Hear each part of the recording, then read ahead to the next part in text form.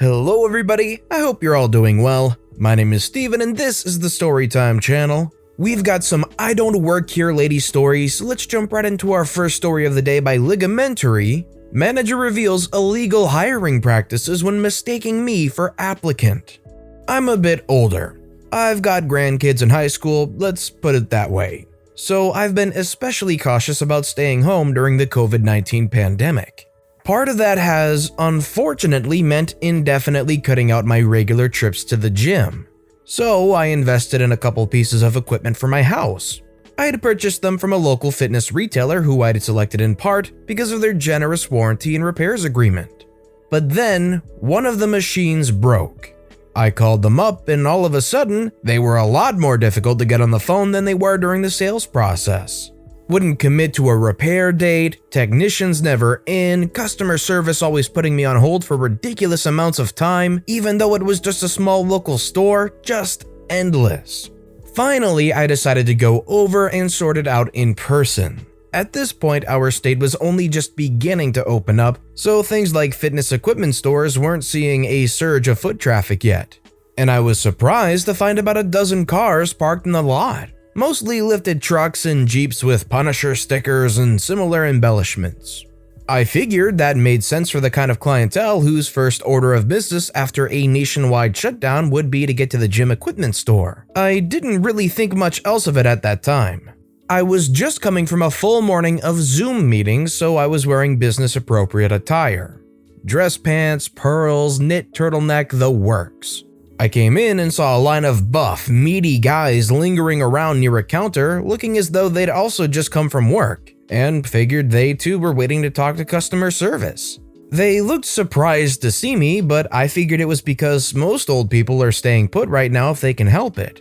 I gave a polite wave and otherwise kept my distance.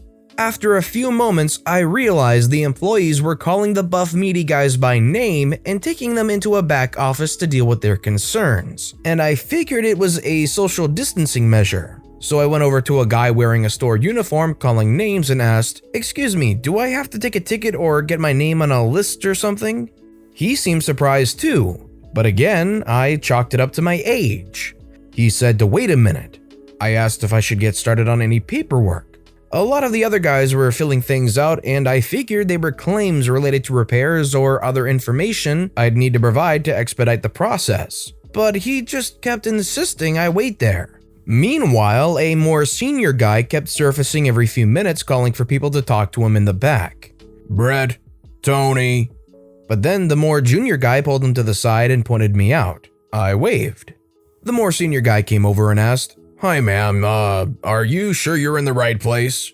And I replied, "Oh, definitely, I've been planning to come down here all week." And he said, "All right then, we can chat right now. You want to come on back, you ready?" The beefy guys were exchanging some puzzled looks, but I thought it was because I was jumping the queue. I assumed they were prioritizing me because I was at the highest risk. I said, "Oh, that's sweet of you, but most of these men were here before me. I'm fine to wait. Why don't you give me any requisite paperwork to take care of in the meantime?" But he just shook his head going, "Well, before you fill anything out, why don't we talk first?" And off we went. I sat down in a small back office across from these two men at a desk. It seemed like quite the to-do over scheduling a simple repair, but I figured this was the life in the new normal. So they looked at each other as though neither quite knew what to say, and I'm thinking, is this both their first day on the job? Let's get on with it here. Finally, the more senior one cautiously ventured, "So, do you have a lot of experience with the specificities, inner workings, and maintenance of gym equipment?" Now I'm thinking they're trying to find reason to put me at fault and void my warranty or otherwise upsell me, so I shoot back the curt but truthful answer. "I've been working out every day for longer than at least one of you has been alive. I can look at any model on your floor and tell you what they do, why, and which features are necessary versus which features are just extra flash designed to line your pockets. And I definitely know a working machine from a broken one, so I don't even know why this discussion is necessary. Just tell me what information you need, I'll sign what I need to sign, and let's get this taken care of." The more senior guy folded his hands on the desk and went, "All right, listen, I'm sure you're very experienced and do know your way around, but Okay, listen, how old are you? What? There was no universe in which he needed that information to get a repair tech to my house. I was really and truly lost at that point. Was he coming on to me? Was he insinuating there was no use in fixing my machine because I'd be dead soon enough anyways? What? What could that possibly have to do with anything? You have no right to ask me that. The more junior guy whispers, hey, yeah, I don't think you're legally allowed to ask that. So that's when it all started to click for me. The senior guy, in rank only, he couldn't have been a day over 30, put his hand up in a shut up gesture to his partner and continues. I can't tell if he's trying to walk back his earlier statement or double down on it, going, it's just that when the clients come in, they're going to have a much easier time trusting someone who looks like them. So it's not even so much about age than that you're a woman. The junior guy gasps in pained dismay. Bro, no.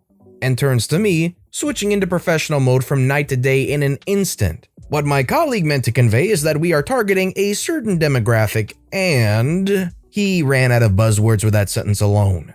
They realized the situation was getting away from them. At that point, as I sat in silence, staring daggers into them. Finally, fully understanding that I'd walked into a pool of job applicants and been mistaken for one, I said, you realize it's illegal to ask an applicant their age or discriminate on the basis of gender?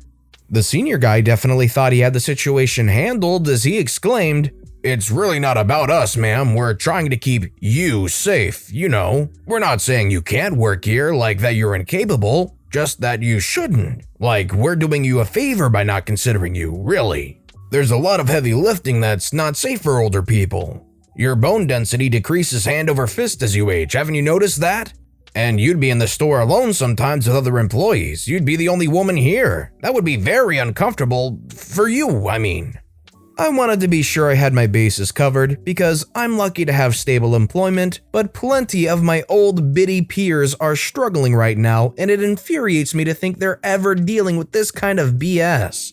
So I went, well, thanks for your concern, but times are tough and I'm qualified for this position, so I'd still like to fill out an application. The junior guy looked like he wanted to give me one just to make this end, but the senior guy said firmly, for all the reasons I just outlined, I don't think that's a good idea. I'd heard enough. No way this infant sweat stain owned and operated a business, so I asked to speak to the owner. They said the owner wasn't reachable by phone. There was a tray with a business card on the desk, so I picked one up with owner listed on it. While it did only have a phone number for the main business line, it also had an email. So I said, guess I'll just email him then. Now, I need your full names. The junior guy said his name was Ken Lopez. Fine. The senior guy said his name was Brian Smith. I nodded and asked, hey Brian, why does your shirt say Andy on it? I found his real card and took it for my records. I didn't want to give the guy any opportunities to hide behind these bogus excuses, so as I turned to leave, I concluded a final time with feeling, just so we're clear, you're saying you will not even let me apply for the job because you won't consider me based on my age and gender? He tried to stay silent at first, but eventually cracked under the pressure and babbled, look, it is what it is, ma'am. While his clueless junior counterpart said, good luck on the job search, and tried to offer me a coupon for my trouble of having driven all the way there. I had no sympathy for the junior one either though, because he didn't give me an application back at the beginning when I still thought I was in line for customer service. He took one look at me and got his boss instead to weed me out. So I left shortly after that point and exchanged emails with the owner. I explained what had happened, not only that their people utilized discriminatory hiring practices, but that I'd arrived as a customer and no one greeted me or asked how they could help, to such a degree of negligence that this situation was allowed to occur without either ever realizing I was a customer. I still didn't get a job application, but that's quite alright. My current employer probably wouldn't be too thrilled to hear I was shopping other offers. What I did get was a swift, hassle-free repair of my machine and a direct number to contact for the future. The owner also later called to personally apologize and informed me the senior guy had been let go and the younger one disciplined. The kicker? The business owner was a woman. This story has kind of two ways to look at it. One, it's really great that OP went forward with this and exposed them and reported them for their discriminatory hiring practices. That said, OP also very early on in any exchange here could have easily have said that they're here for a repair. Although the employees didn't ask, if they just mentioned that they wanted a repair form or whatnot, they would have probably gotten that squared away really quickly. Let me ask you guys, do you think OP should have just mentioned early on that they were there for a repair of their machine? Or do you think what OP did was the right action and kept going forward with it until they realized or, well, exposed themselves for having discriminatory hiring processes and basically put their jobs on the line for no reason? Let me know in the comments down below. Our next story is by Iceblade, most useless self-service cashier ever. About 2 years ago, Male, was in the supermarket doing some shopping after work, wearing just a white t-shirt and some jeans. It wasn't that busy, so there was only one regular cash register open with 2 or 3 people in line, and a set of like 6 self-scan registers. After collecting my basket full of groceries, I walked to the self-scan area and was finishing up scanning the last item in my basket and had just finished putting it in my shopping bag sitting next to the self-scan register when Karen shows up. Don't you have a policy that if the line is longer than 2 people that you open additional registers? I'm wondering why she's complaining to me in the otherwise empty self-scan area but decide to answer anyway. There is nobody waiting at these registers, pointing around me, so I guess that doesn't apply? Well, I don't like to be kept waiting. Okay. Aren't you going to scan my groceries, or do I have to do everything myself? I'm completely flabbergasted. Huh? I don't... She steps up to the register and starts scanning the few items she had, effectively adding them to my tab, interrupting my response with, "The youth nowadays is so lazy and..." She goes off on a long rant about how the youth is useless. I'm in my 30s, and that customer service is worthless and how she still has the ethics she was taught as a child to work hard and whatnot. I cannot get a single word in. In the meantime, she finishes scanning her items and taps her way through the payment process without checking the final list of items on her receipt, nor checking the price and pays the bill. Finally, she takes a breath, and I repeat what I was trying to say all along. Look, I don't work here. No, indeed, you just stand here, costing the company money. I've never seen a more useless cashier. At that point, my groceries were paid for by her, and I was tired of her condescension, so I just sarcastically said, thanks, and let her go on her way. If she really wants to pay for my groceries and insults me when I'm trying to warn her, I'm not going to stop her. I shop at the store regularly and checked with the customer service a few days later, but apparently Karen didn't complain about her bill being significantly higher than it should have been. The customer service girl found the entire thing quite funny and mentioned that it is one of the reasons they're called self-serve registers. She definitely served herself. Listen, for all the Karens out there, if you want to insult me but also pay for my groceries, go ahead, I'll be your verbal punching bag, I'll do whatever. Feel free to do exactly what this Karen did here, despite the fact that it wasn't intentional here. If it was something that they would intentionally do, let me know. And our final story of the day is by KThenReddit. I need a chicken. Okay, just gonna get down to it. Me is me, K is Karen, and M is mom/manager. Okay, so every Tuesday and Thursday after work, I go to my mom's shop where she's the manager to get some food after a long day's work. I know all the staff and I'm friends with everybody. Sometimes I'll even help stack shelves while I'm there if my mom and whoever else is on with her is falling behind. To today, not even 2 hours ago. I'm in the store talking with my mom, helping her stack shelves. There's just been a delivery of frozen food, and I've got a bit of time to kill. It's fairly quiet and nobody but us and her employee are in the store. My mom had to put away the food I was gonna buy. I buy the same thing every time, a chicken wrap, a packet of chicken balls, and a Mountain Dew drink. And so she went into the back to go and get it. That's when Karen enters, walks with the pace of a snail, slow and menacing, browsing every inch of the freezers when, "Excuse me, where is all of your frozen section?" It's just arrived. Delivery wasn't even 10 minutes ago. Sorry, it's not put out yet." "Why?" The store hasn't had a chance yet." Well, I need chicken, a full chicken, go get me one. I can't do that, I don't actually work. She cuts me off. Go get me a chicken. I don't work here. Then why are you stacking shelves? It's my mom. She cuts me off again. I don't want to hear excuses, go get me a friggin' chicken. I just said I don't work here, now let me finish telling you I'm stacking shelves to help my mom out for 5 minutes while she's in the back. Well, why would you do that if you don't work here, you little liar? First of all, I'm 6'1", about 2 whole feet taller than her, and I'm 24. Like I said, I'm just helping out for 5, cuts me off again a third freaking time. Where's the manager, you girl? Points to my mom's employee behind the checkout counter. Go get the manager, I want him fired. That's when the manager, my own mother, comes out with my food in hand. And Karen pushes me out of the way and marches up to her. Mom says, hey, what do you think you're doing pushing past him like that? I want him fired. I say, again, you daft witch, I don't work here.